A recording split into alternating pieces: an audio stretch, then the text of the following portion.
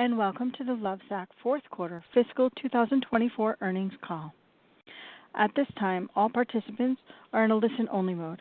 A question-and-answer session will follow the formal presentation. If anyone should require operator assistance during the conference, please press star zero on your telephone keypad. As a reminder, this conference is being recorded. I will now turn the call over to your host, Caitlin Churchill, Investor Relations for Lovesac. Thank you. You may begin. Thank you. Good morning, everyone. With me on the call is Shawn Nelson, Chief Executive Officer, Mary Fox, President and Chief Operating Officer, and Keith Siegner, Chief Financial Officer. Before we get started, I would like to remind you that some of the information discussed will include forward-looking statements regarding future events and our future financial performance. These include statements about our future expectations, financial projections, and our plans and prospects. Actual results may differ materially from those set forth in such statements. For a discussion of these risks and uncertainties, you should review the company's filings with the SEC, which includes today's press release.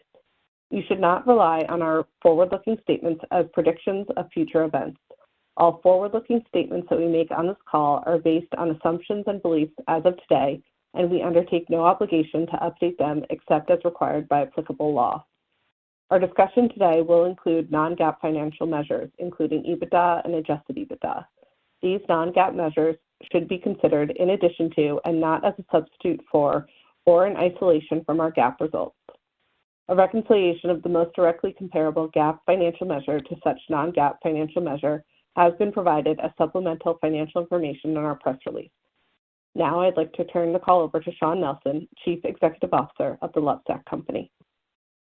Thank you, Caitlin. Good morning, everyone, and thank you for joining us today. What a year it has been.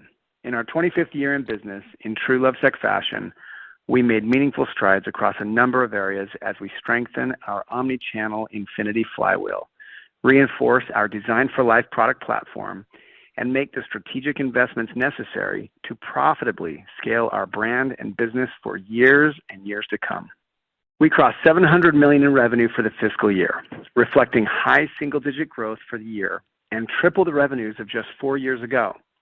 That is against a category that was down mid-teens for the year and approximately flat now over the past 4 years.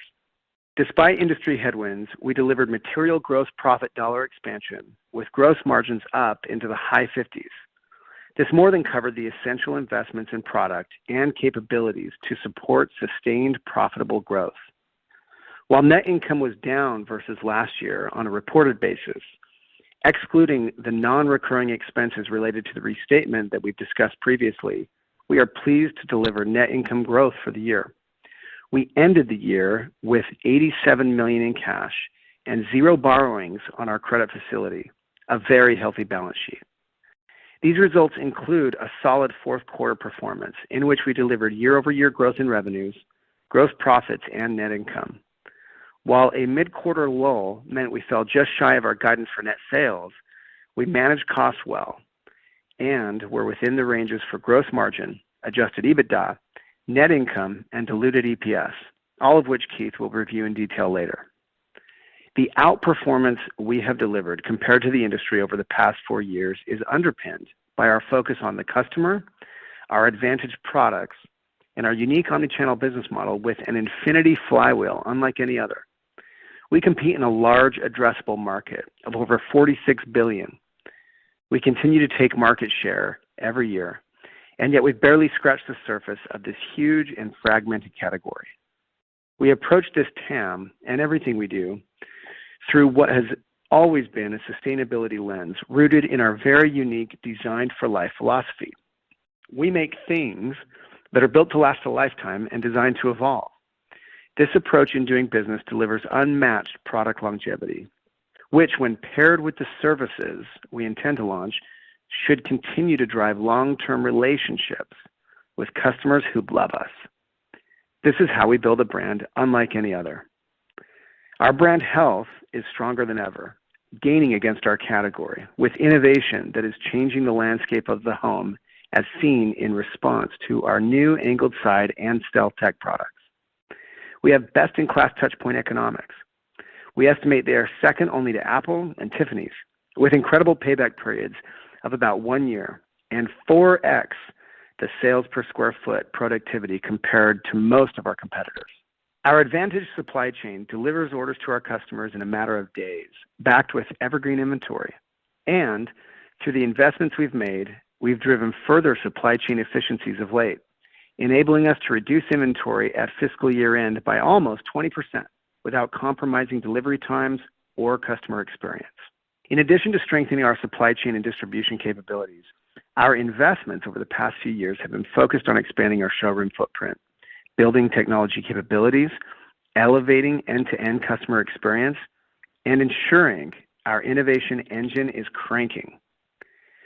As we enter fiscal 25, we've made many of the key foundational investments and are now focused on driving our next phase of growth. We are actively developing many new products to meaningfully expand our total addressable market in the comfort seating category and new categories as well. The actions we are taking today will position us to capitalize disproportionately when the category returns to growth, which it will. We're continually refining our marketing strategies and tactics to draw new customers into our brand fold, deepen the relationship once in the brand fold, and enhance the overall lifetime value of customers. For fiscal 2025, our outlook begins with a conservative macro backdrop. It's the prudent thing to do. We're estimating another year of category declines, including a full year decline of approximately 10%, with a modestly better back half than first. It's important to appreciate that our unique business model enables us to plan this way without giving up the upside. If the macro does better, we can ride the demand curve in near real time, a capability that very few of our competitors have. With that as a foundation, we expect to deliver net sales growth of approximately flat to up 10%, representing continued market share gains. Please note that we expect EBITDA to grow faster than sales over the long term, even while we continue to reinvest into SG&A and truly exciting future sales drivers. Lovesac is an outlier. We've achieved category-beating high growth rates for years. We're profitable, cash flow positive, have net cash, and an active product development pipeline that spans products and categories. Lovesac is in a position of strength with a truly massive opportunity ahead of us. We're primed to over-participate in a category rebound through continued market share gains on existing products. Then we'll compound that growth by expanding our brand and business even further. As powerful as our product platforms, innovation pipeline, and marketing prowess are, we would be nothing without our amazing people. A huge shout out to each and every one of our core #Lovesac family. You make the magic happen. Speaking of amazing people, I will now hand the call over to Mary Fox, our President and Chief Operating Officer, to discuss the key operational highlights of fiscal 2024 and priority areas for the upcoming year, after which Keith will go over our financial results and guide in some more detail. Thank you, Shawn, and good morning, everyone. As Shawn discussed, with sales growth of 7.5% for fiscal 2024, our results reflected industry-leading growth driven by our unique omnichannel business model. Importantly, on a 4-year basis, our sales are up 200% from pre-pandemic levels, compared to the category at flat over the same time period, and our adjusted EBITDA margin has increased 930 basis points. We believe this consistent financial outperformance is ahead of any other brand in our category, underpinned by our customer and product-centric focus and our unique omnichannel infinity flywheel.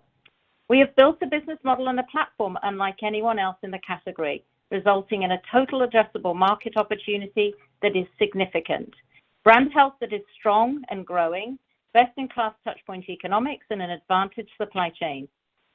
A few highlights of our infinity flywheel that Shawn shared earlier. We compete in a large addressable market of over $46 billion. We believe we have the number one selling couch in America, but have massive market share potential remaining as we've barely scratched the surface of this huge and fragmented category. We're confident because our customers are our strongest proponents.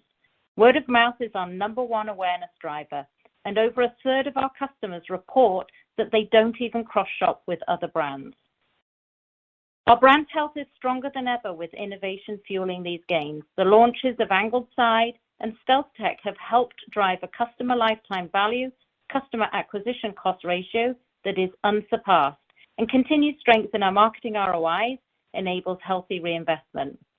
We have best-in-class touchpoint economics that we estimate are second only to Apple and Tiffany based on incredible cash payback periods of 1 year and up to 4 times the sales per foot productivity of our competitors. And finally, our evergreen inventory coupled with an advantaged supply chain enables delivery times measured in just days, resulting in customer satisfaction of over 84%, increasing customer loyalty and further differentiating Lovesac from the crowd. We are uniquely positioned to continue to profitably take market share with our core platforms, even through the current market dynamics that Sean discussed. On top of that, we expect our growth to further benefit from disciplined investments in our strategic initiatives and capabilities that expand our addressable markets. I will now provide key highlights of our go-forward plans on each of our strategic initiatives. Firstly, product innovation. Angled Side, which we launched last summer, continues to be a highlight for us. Notably, it continues to gain share, representing the largest mix of sides within our Sactional business and driving a higher AOV than Sactionals without Angled Side. Additionally, customers who select Angled Side report having an even higher satisfaction with comfort than our standard side customers. For StealthTech in fiscal 24, Sactionals that were sold with StealthTech generated nearly 3 times the average Sactional order value. We're also excited about our next StealthTech launch that is expected in the second half of this year. This minor launch will continue our commitment to bringing elegant and invisible technology to our customers that enriches their experience on our product platforms. In addition to StealthTech expansion, we have several other exciting and disruptive launches across both our Sactional and Sac platforms this year. We expect these to drive AOV and to broaden appeal of our product platforms. Stay tuned since we think you'll love them. In early fiscal 26, we are planning to launch a material innovation that we expect to significantly open the aperture of where we compete in the couch category and enable us to accelerate our market share gains. We look forward to sharing more details with you closer to launch. Lastly, behind the scenes, we're already developing many innovations for disruptive Design for Life product platform launches in existing and new product categories over the next several years. Secondly, our omnichannel experience, and we have become a true omnichannel retailer through a combination of our physical touchpoints and digital platform. For the physical aspect of omnichannel, I discussed our strong showroom economics when I covered brand health, and we've seen year-over-year occupancy cost reductions as we lean into our real estate strategy and shift to a higher percentage of non-mall locations and improved deal structures.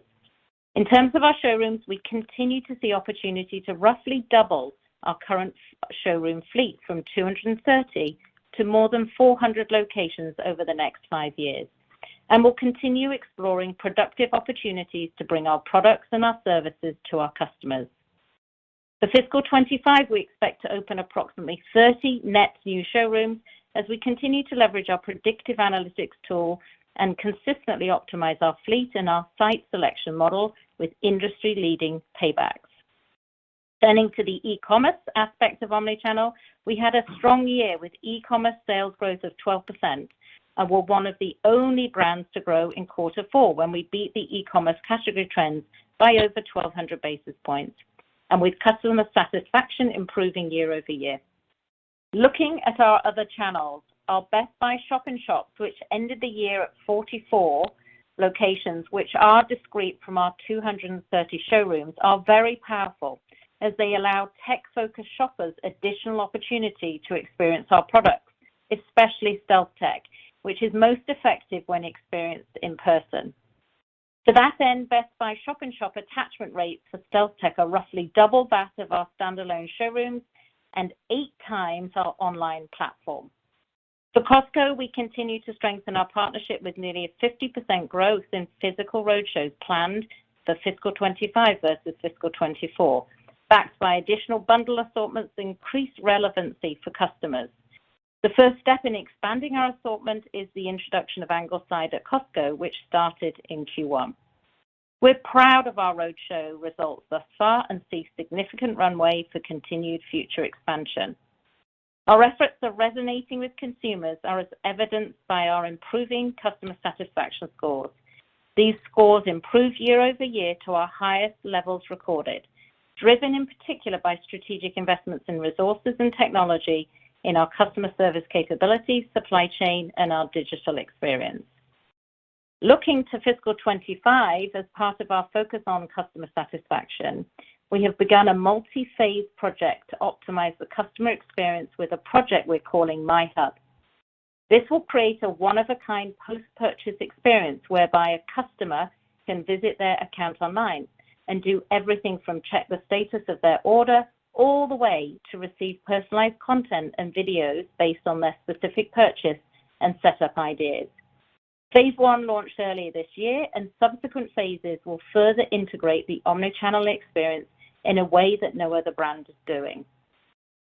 Thirdly, for our ecosystem, we have a circular operations philosophy and have developed a circular ecosystem for our customers and our products, driving optimal value for our customers and their investment in our Design for Life product platforms. The goal is long-term relationships. During the year, we continue to market our product and brand using national advertising in traditional formats, including TV and established media coupled with various digital strategies, leveraging social media, nonlinear TV, and influencer advertising. Our digital marketing efforts focus heavily on localized and targeted tactics, driving shoppers into a Lovesac touchpoint to experience our products in person. This reinforces our commitment to a truly omnichannel business model, meeting customers where they choose to interact with us. In Q4, we successfully tested new targeting and promotional messaging for existing customers.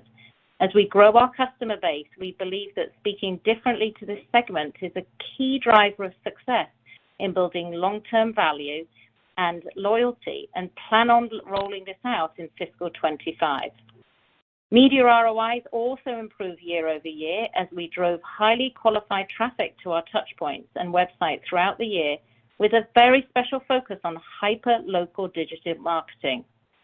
We plan to expand new marketing tactics to drive high ROI performing traffic to our touchpoints to experience a demo. And we also plan to leverage prime and linear TV buys to drive reach. And here are a couple of data points to illustrate our progress.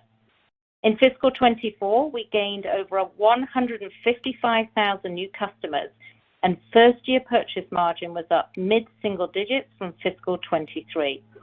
Our full first-year customer lifetime value, customer acquisition cost ratio remained flat year over year, with CAC and LTV increasing relatively the same amount year over year, in spite of some headwinds in promotional, pricing, and media inflation pressure. As a reminder, we more than break even at the first purchase, and we know that our customers do repeat, adding to or upgrading their Design for Life Sactionals or Sacs for decades. Our repeat business increased to 43% of overall transactions from 38% at the end of fiscal 23, demonstrating the opportunity to build long-term relationships with our customers around our Design for Life platform. Lastly, we just expanded an internal test for associates and open box item sales. With this program, we are creating the foundation that we'll leverage as we begin to activate the right side of our flywheel and enable customer lifetime value through services, notably beginning with trade-in and resale. And finally, making disciplined infrastructure investments and driving efficiencies. Since our IPO in fiscal 2019, Lovesac has consistently demonstrated a very disciplined approach to investing and growing the business for the long term. Over this time period, we achieved profitable growth despite category headwinds and inflationary operating costs, and we will continue to manage the business this way. In fiscal 24, we delivered material gross margin improvements through COGS reductions and by leveraging cost reductions for inbound freight and warehousing, as well as new capabilities in planning and operational simplicity. This enabled an 18% reduction in total inventory at year-end. But more opportunities remain. We launched a new order management system that should further enhance customer satisfaction, improve delivery metrics around timeline expectations, and increase efficiency of working capital. We also see incremental savings on inbound freight and logistics through new partnerships. In fiscal 25, our other investments for growth will be primarily in the areas of technology and research and development to continue to fuel our flywheel and deliver the transformative innovations to come, some of which I shared earlier. So in summary, we are pleased with the progress on our strategic priorities as we continue to successfully expand the business and make important foundational investments to drive, as well as support the substantial growth that lies ahead. Before I turn over to Keith, I wanted to briefly mention our third annual ESG report, which was published in December 23, and where we outlined our roadmap to reach zero waste and zero emissions by 2040, an admirable goal. Sustainability starts with the word sustain, and we believe our Design for Life approach to Sactionals has diverted thousands of couches from landfills.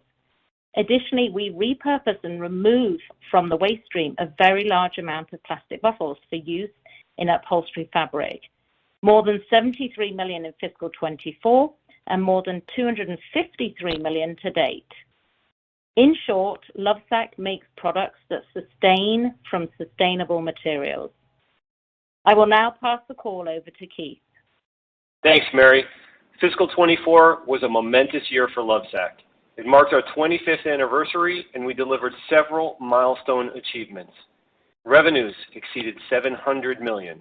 Gross profits exceeded $400 million, representing a gross margin over 57%.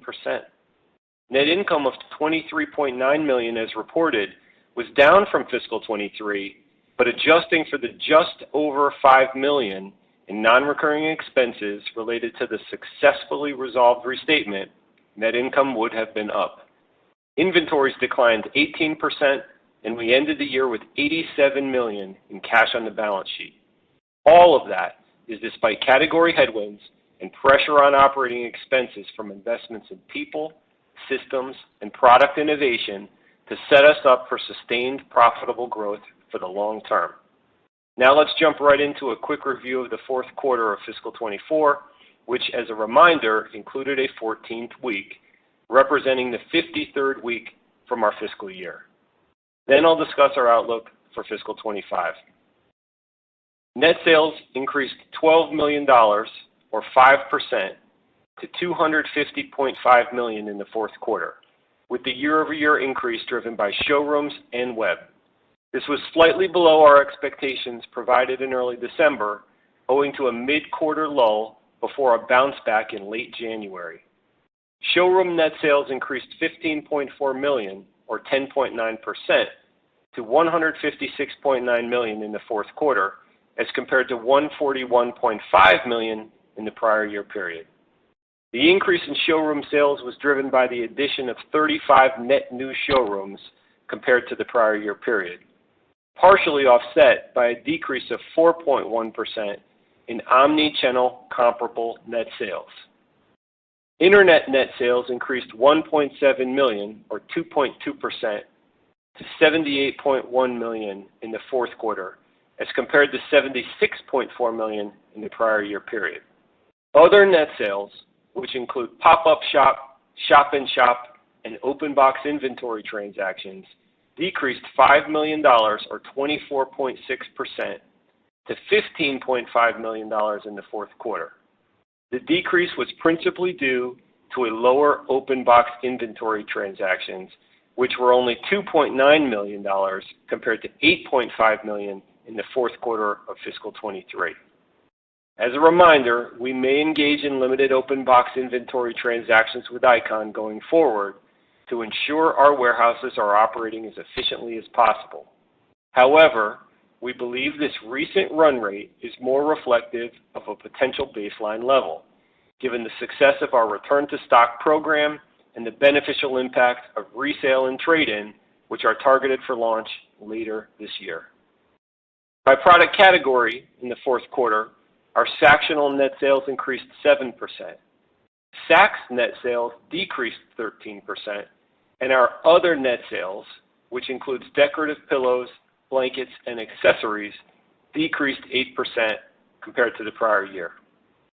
Gross margin increased 360 basis points to 59.7% of net sales in the fourth quarter versus 56.1% in the prior year quarter, primarily driven by 550 basis points decrease in inbound transportation costs, partially offset by 100 basis points in higher outbound transportation and warehousing costs, and 90 basis points related to higher promotional discounting. SG&A expense as a percent of net sales increased by 170 basis points in the fourth quarter, or less than half the deleverage seen in the third quarter. The deleverage was primarily due to deleverage within employment costs, continued investments to support current and future growth, professional fees, and selling-related expenses tied to the Lovesac credit card. In dollars, employment costs increased by $6.8 million, primarily driven by an increase in new hires in fiscal 24. Selling-related expenses increased $0.5 million, principally due to credit card fees related to the increase in net sales and an increase in credit card rates. Rent expenses increased $0.2 million, offset by a decrease in overhead expenses of $0.1 million, consisting mainly of increases of $4.4 million in infrastructure investments in other miscellaneous items and $2.4 million in professional fees, offset by a decrease of $6.4 million in equity-based compensation. We estimate non-recurring incremental fees associated with the restatement of prior period financials was approximately $1.9 million in the fourth quarter. Advertising and marketing expenses increased $3.7 million, or 14.2%, to $29.5 million for the fourth quarter of fiscal 24, compared to $25.8 million in the prior year period. Advertising and marketing expenses were 11.8% of net sales in the fourth quarter, as compared to 10.8% of net sales in the prior year period. Operating income for the quarter was $40.4 million, compared to $36.5 million in the fourth quarter of last year, driven by the factors we just discussed. Before we turn our attention to net income per diluted share, and adjusted EBITDA, please refer to the terminology and reconciliation between each of our adjusted metrics and their most directly comparable GAAP measurements in our earnings release issued early this morning. Net income for the quarter was $31 million, or $1.87 per diluted share, compared to $26.2 million, or $1.65 per diluted share in the prior period, and included just under $2 million of non-recurring expenses, as mentioned earlier. During the fourth quarter of fiscal 24 and 23, we recorded an income tax provision of $10.2 million. Adjusted EBITDA for the quarter was $48.4 million, as compared to $46.7 million in the prior year period. Turning to our balance sheet, our total merchandise inventory levels are in line with our projections, down 18% versus the end of fiscal 23. We feel exceptionally good about both the quality and quantity of our inventory and our ability to maintain industry-leading in-stock positions and delivery times. Mary discussed ongoing initiatives to further optimize on top of this year's successes. We ended the fourth quarter with a very healthy balance sheet, inclusive of $87 million in cash and cash equivalents, as well as $36 million in availability in our revolving line of credit with no borrowings. Please refer to our earnings press release for other details on our fourth quarter financial performance. So now our outlook. As Sean mentioned, the category has remained unpredictable and in decline. After a strong finish to January, February was a particularly difficult month. We then experienced substantial improvement in trends in March. Given this, we want to be transparent that we're prudently basing our outlook off another year of category declines, specifically a 10% full-year decline with modest improvement in the second half versus the first half. Should the category perform better, we would expect to perform better, or vice versa. For the full year fiscal 25, we estimate net sales of $700 million to $770 million. We expect adjusted EBITDA between $46 million and $60 million.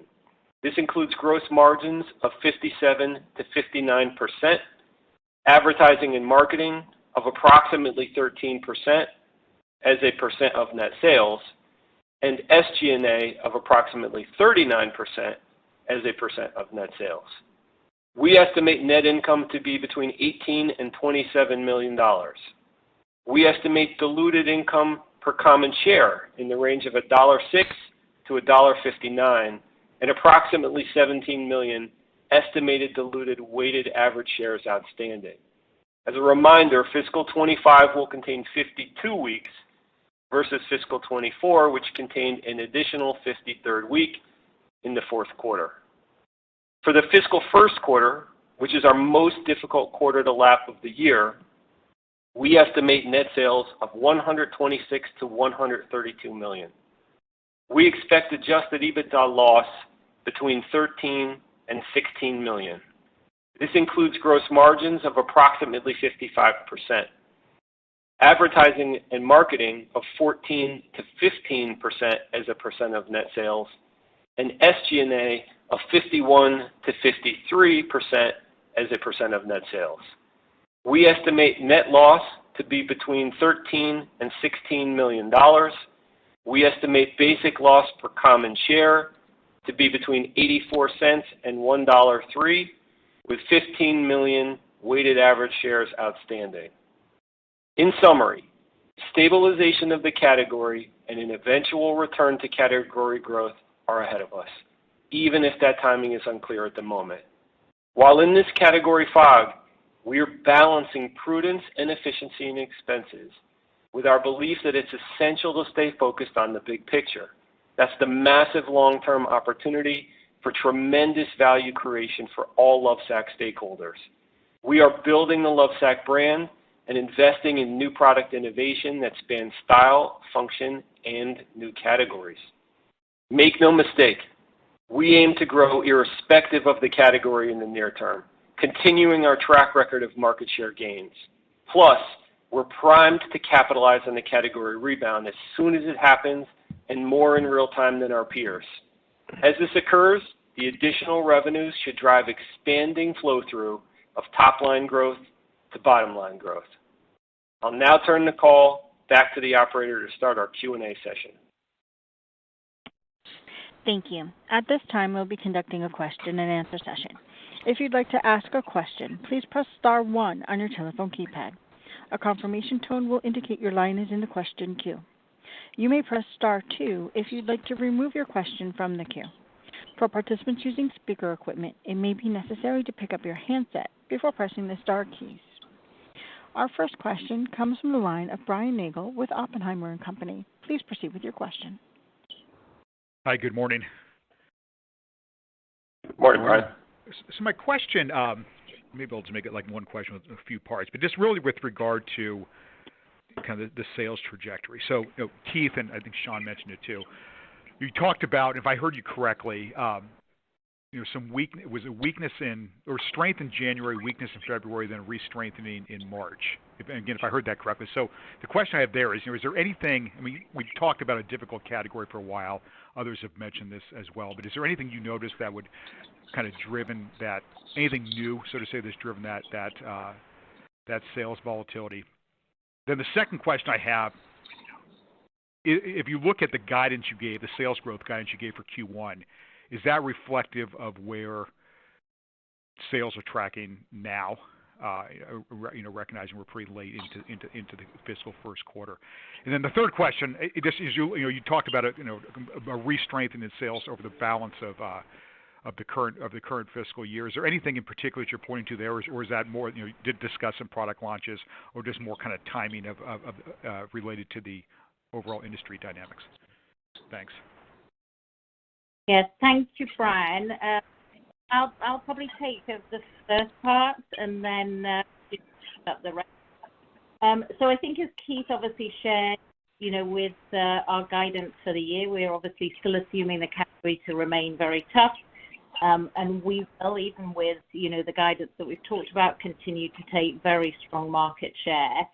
Specifically, we talked about January was very strong for us. We had dialed promotions up a little bit more because we'd seen, as Keith talked about, a bit of a lull in December as we tried to pull down off the typical Black Friday promotions. We did that again in February, and what we saw is the same dynamic as in December.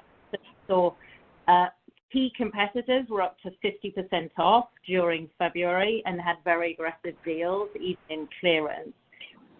So for us, that was the first factor. And then, as we pivoted into March, we moved back to 30% off, and all of that is baked into our guidance because it's clear we need to have a very compelling value in a category that's deep in promotions.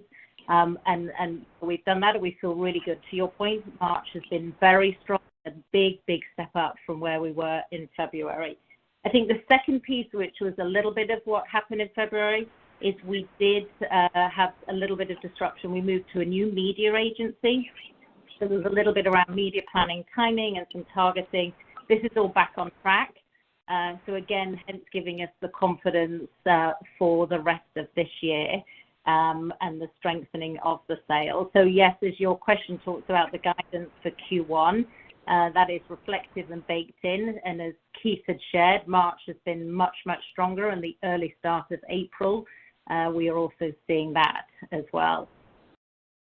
I think Keith. Just to add on that. So when we look at the credit card data from Bank of America, which is one of the primary, let's call it real-time-ish benchmarks that we look at for category performance, it's still around down 14 for both February and March, right? So when you put the 2 months together, our performance is still showing market share gains, even if not where we would have planned for it for the reasons Mary just discussed that impact February.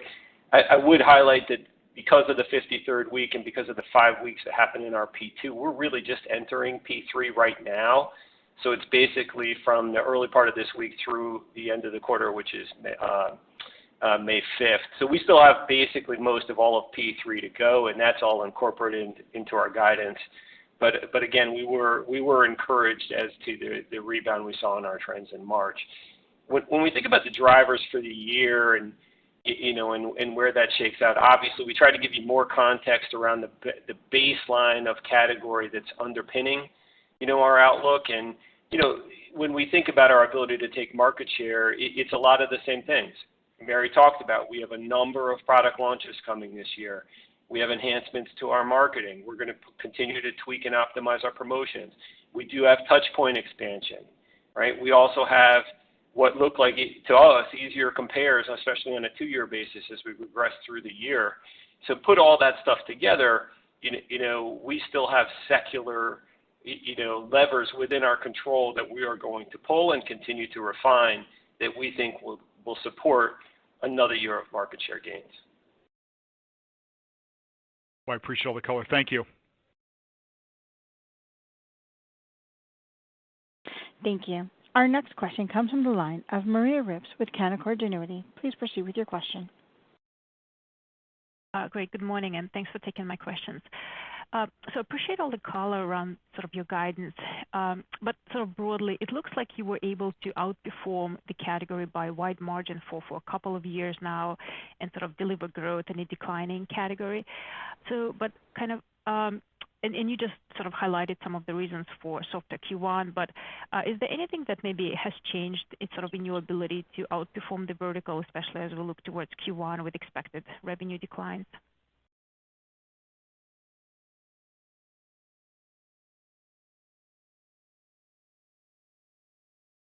Oh, Maria, hi.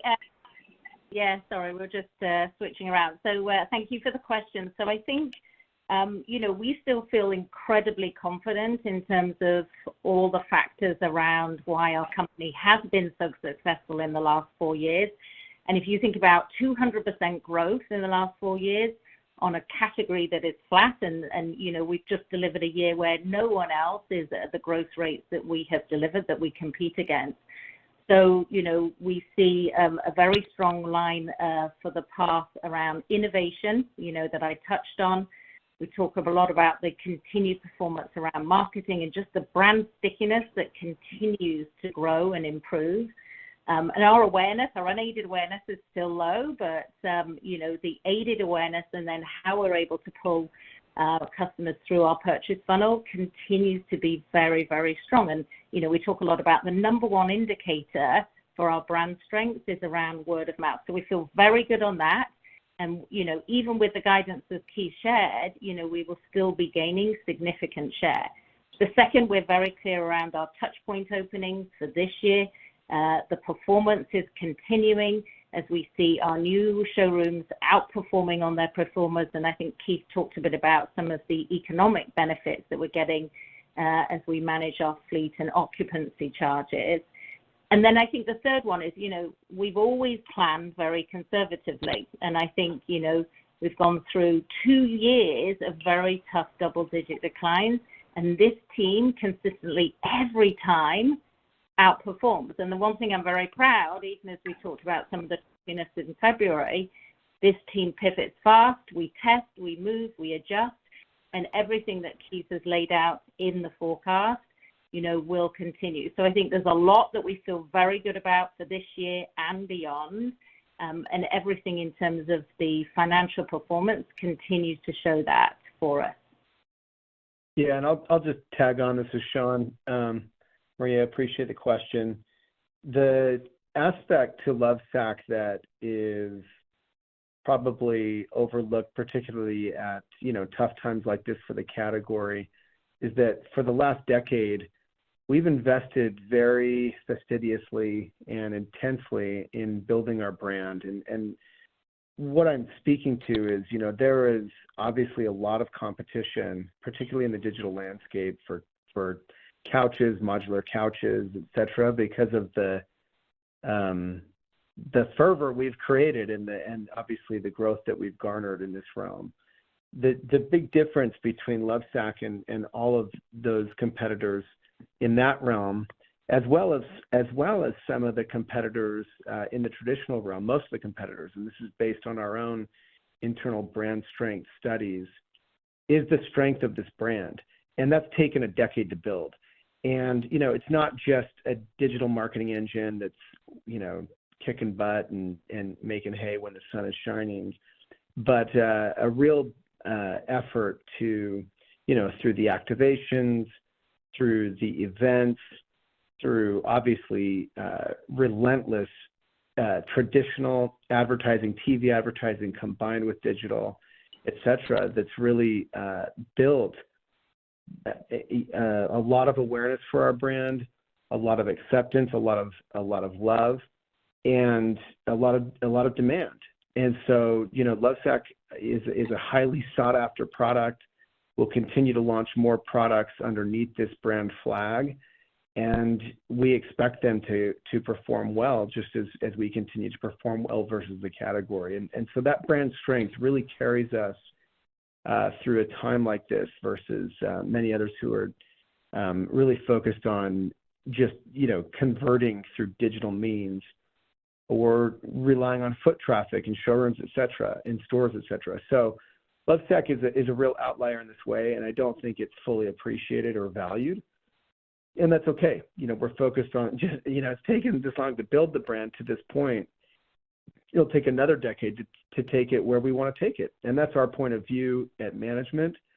And in the meantime, we'll continue to shuck and jive and do all the things necessary to perform against the category, gain market share, and emerge with some really exciting new products on the horizon in the nearer and medium term, even as this category will rebound. That's very helpful. Thank you. And then secondly, can you maybe give us a little bit more color on your trade-in and resale initiative? What are some of sort of logistic investments that are needed to enable this initiative? And will you be sort of just connecting buying and selling consumers, or will you be taking ownership of this inventory? Yeah, great. Thank you, Maria. This is an initiative we're very passionate about because I think as we talk about the Infinity Flywheel, we've been very active around the left side, around, driving amazing brand awareness, touch points that we convert with an incredible Design for Life platform and amazing products that are for life, and the ability to be able to establish the services that we've touched on is so important. So the work that we started last year around circular operations was just starting to build the foundations for the ability to do trade-in and resale. And I touched a little bit on just the fact that we're even just in this foundational build, launching an internal test for our own team members around open box item sales and just building the technology to be able to do that. And we have an external partner that is also helping us with that. Also working in terms of just the overall S&OP processes that have to happen. All of that is baked in terms of those investments into our business for this year. And then later in the year, we'll come back and share with you the progress that we're making for resale and trade-in. And so, yes, as we build that loop out, there will be ownership of inventory, and we will be then managing that through. And we see a very high demand for our product on the secondary market today. So it is happening today. So, the ability for us to have an amazing brand experience and really do something that no one else can do, because other brands, it's much harder for them to do resale and trade-in. It's super expensive logistically and very complicated and hard to keep the product intact. So, as we talk about innovations to come, and then the ability for our customers that bought a product 10 years ago, be able to trade in covers, get new covers, and be able to build up their lifetime value, we are very excited about this ability. So we look forward to sharing more news for you and the progress of this obviously very critical initiative. Got it. Thank you very much for the call. Thank you. Our next question comes from the line of Matt Koranda with Roth MKM. Please proceed with your question. Hey guys, good morning. Just wanted to spin back to the quarter-to-date trends that you shared. Maybe just, is there any way to unpack them or quantify them, what you saw in February and March? And I know you mentioned March getting a little bit better than February on a relative basis. Just, was March actually up on a year-over-year basis or just down less badly than February? Maybe just a little bit more there. And then just, Mary, if you could talk about the promotional tactics. I know you sort of touched on it in one of your previous responses, but just wanted to hear you speak a little bit more about the more frequent promotions that we're running and the 30% off promotions and how those are kind of faring relative to some of the broader promotions you mentioned in the industry. Here, I'll start off and then pass it over to Mary to talk more about the promotional tactics. Just in terms of specifics, at this point, we're not going to get into the exact specifics in relation to February and March, but Mary kind of gave the details and look at a lot of what it boiled down to in February, given that the category was about the same, according to the credit card data for both February and March. Some of this was company specific, right? For the factors Mary said, we've tried to dial back on the promotions.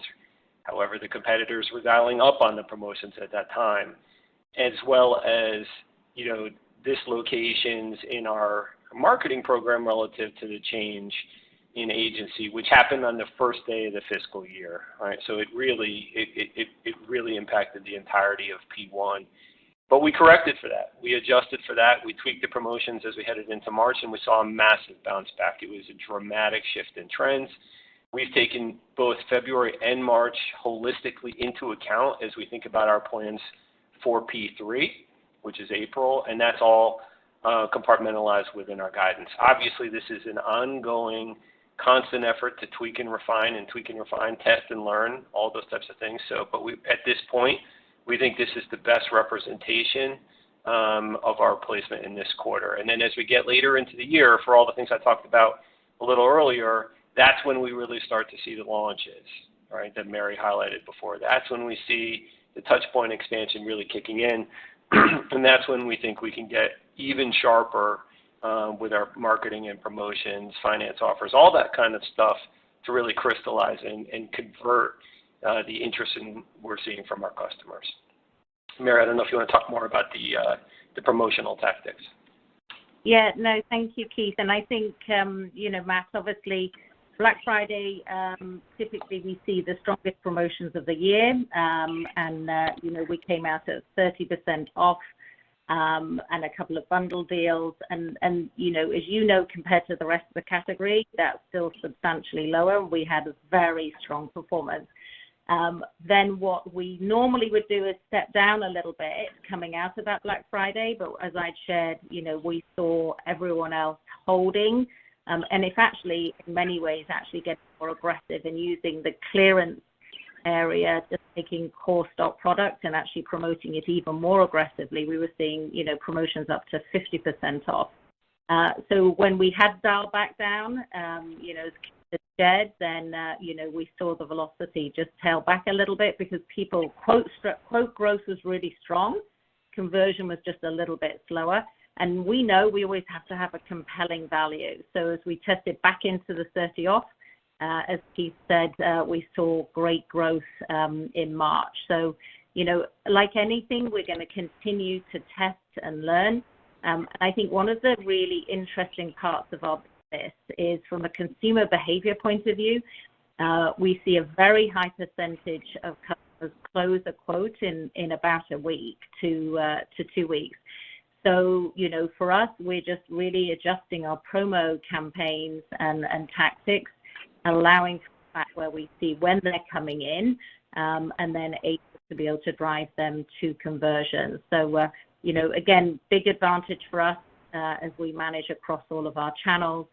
And the guidance that Keith has baked in, we have industry-leading gross margin performance. And, we talked earlier about the growth year over year and just all of that performance. So we're just always threading the needle between top-line growth, gross margin growth, and how that flows through. So, we'll adjust through the year, but, feel good now in terms of where we are settled in our programming.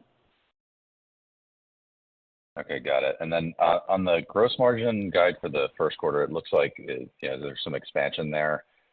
Just wondered maybe, Keith, if you could touch on sort of what's factored in terms of promotional headwind versus some of the continued sort of unlock that we're seeing from lower inbound freight. Maybe just touch on that. And then for the full year, if we look at the guidance, I guess we're still seeing some deleverage on SG&A. Just wondered if you could maybe touch on sort of what the planned investments are there and maybe why we can't see or couldn't see a little bit more leverage on that line this coming year. Sure thing. I'll start with the gross margin. So the story for first quarter gross margins is really consistent with kind of what we've been talking about the last 6 months and with the full year. We got to this high 50s range. We think this is a comfortable level. Last year's first quarter was still burdened by a little bit of the capitalized inbound freight that hadn't burned off as of then. That's helping us a little bit year over year in first quarter. We do expect gross margin expansion for this year. Obviously, the total top line will impact that range that you saw within our guidance that we provided. But there's a few things Mary was talking about that have the potential to benefit both the inbound and outbound side of freight and logistics for us.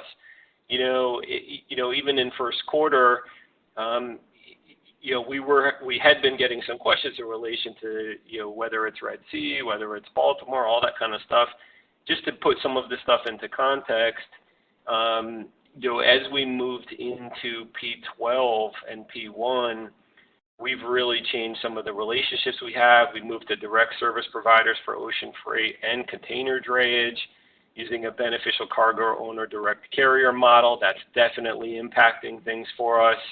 We're also moving on an outbound side into evaluating some alternative options for last mile carrier projects and tests. All this stuff we think has potential to benefit the gross margin side of things. So we definitely see potential for gross margins. The magnitude of that expansion really just depending upon the top line for the year, which again is largely dependent upon where the category ends up.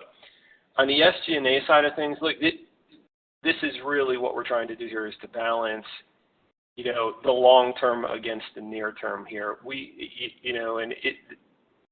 Please appreciate this is tricky, right? Because we want to be efficient, but we also don't want to take our eyes off the prize, right? We know we need to invest in these long-term value creation drivers, and that's what you're seeing a lot of this year. We're off of last year's model, which was largely infrastructure-driven pressure on those, and now it's more about growth.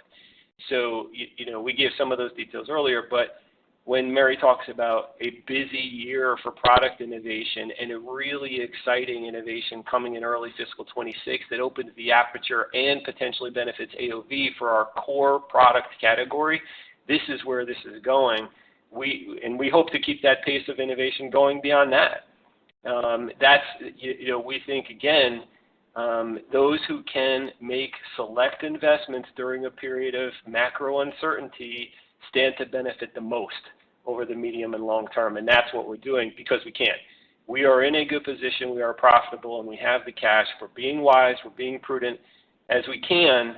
And look, if the macro does bounce back, like we all hope it will, we want it to, you want it to, everybody wants it to, and if it does, we're ready to go. We're ready to exploit that and capitalize on that opportunity, and we'll be in a better position to do so because of these investments we're making, particularly in the product innovation.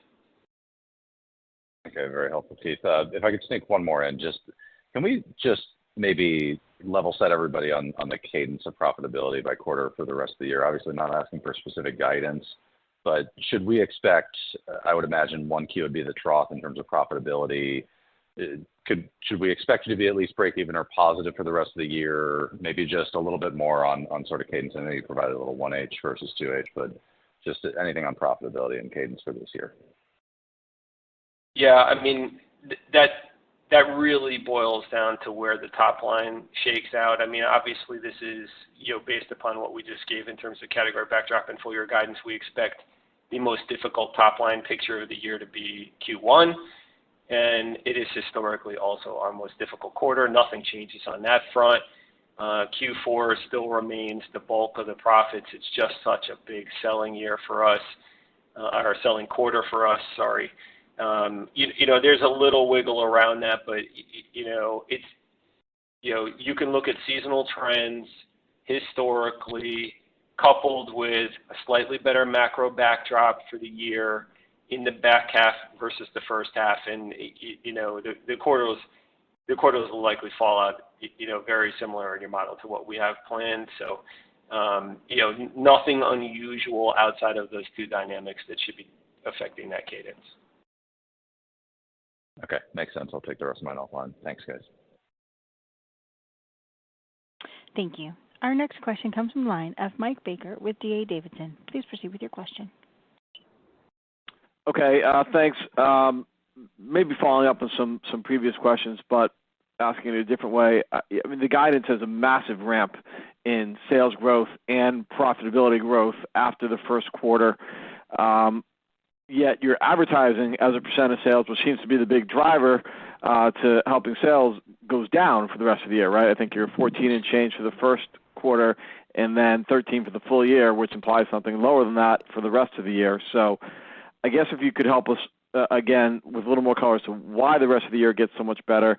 And then beyond that, like, it seems like when you're advertising as a percent of sales, that's driving sales. Why not go above the 13% in the short term, 14, 15% for 2024, for calendar 2024? Thanks. Sure. So, sure thing. Thanks. So, look, just starting with Q1, obviously, given the seasonality that we just discussed in Matt's question, this is it's the lowest spend in Q1, and we had inefficiency in spend given the dislocations related to the transition. That's kind of what drove that dynamic. We have bigger dollars and we anticipate more effectiveness and efficiency of the dollars as we get into the later seasons. That also couples with the promotions. That also couples with the product innovation that we'll be bringing. All of these things kind of work together, so your question is fair. We totally get it, but we've been through all that and are very comfortable at this point with that dynamic of lower percentages but higher dollars and more effectiveness and impact of all of those things combined to drive the what you would see within that range of guidance. I think, Keith, just to add, I think, Mike, what we also see, I mean, within our marketing and advertising spend, there's a short-term working media that drives growth. And, that's in the quarter and beyond because it's never always just at real time. I think the second piece in our spend is all the research and development work around the innovations to come. So there's that also built in as well as, brand equity building. One of the things that we've always talked about is, we continue to test and learn all the time around advertising and marketing. So, for example, the team are running a test right now and really looking at opportunities outside of big promotional windows, tentpole moments that you would typically see, to see in terms of, the traffic that we can drive and then convert through the funnel. So, the team is very energized around that. Lots of debates and great, outlook in terms of testing. And that will continue and is one of the reasons that, we have been successful is that agility. And I think as Keith shared, we feel very good in terms of the runway for the rest of the year because obviously touch points are a key lever as well for us as we think about the growth and the formula of success that we've had for so many years. Okay, fair enough. One quick just housekeeping was part of the analysis showing the back half. The variables we need are how much the extra week helped in terms of sales and EBITDA. Excuse me. I have my estimates, but is that something you're willing to share? Yeah, there was nothing unusual about it that would make it a non-standard week for us. So it's pretty consistent across most of the metrics with a typical Q4 week. Nothing really unusual on that front. Both in terms of sales and profitability or EBITDA dollars? Yeah, there's a number of moving pieces across the things, but it's a relatively representative Q4 week. Understood. Thank you. Thank you. Our next question comes from the line of Thomas Forte with Maxim Group. Please proceed with your question. Great. So for the sake of time, 3 quick questions and 3 quick answers are more than acceptable. The inventory management, was that a one-off or is that a permanent change? And then on the services revenue, I like that you're talking more about it, but how should we think about the relative profitability? Your gross margin on your goods is quite high. And then lastly, when thinking about your full year outlook, how do you think about the notion that there may be fewer rate cuts, but it seems like there's a greater likelihood of a soft landing? So I know home category can be highly sensitive to interest rates, but it seems like the good news is that there's a greater chance of a soft landing, and I'd love your high-level thoughts on that. Thanks. Yeah. Keith, should I take the inventory management one? Sure. Sounds good. Yeah, Tom. So, for us, it was a result of a lot of the investments we've made in the past in supply chain. For us, we will continue to drive efficiencies in our inventory and even just kind of the speed to market as we move goods from factory through to our DC. So you'll expect to see some benefits continuing. And the team honestly have done an amazing job, so we're just very grateful. And I think back to the point Keith touched on before, the ability for us to drive up as the demand will swing back at the point where the category does go back into some momentum. We're also really able to be very agile and be able to build up inventory, so feel good on that one. I think service revenue is, we'll share more through the year. As we think in terms of the model, it's still very early days as we start to build out those capabilities. So we'll give you some more color to that later in the year. And I think, Keith, maybe you want to go to the outlook.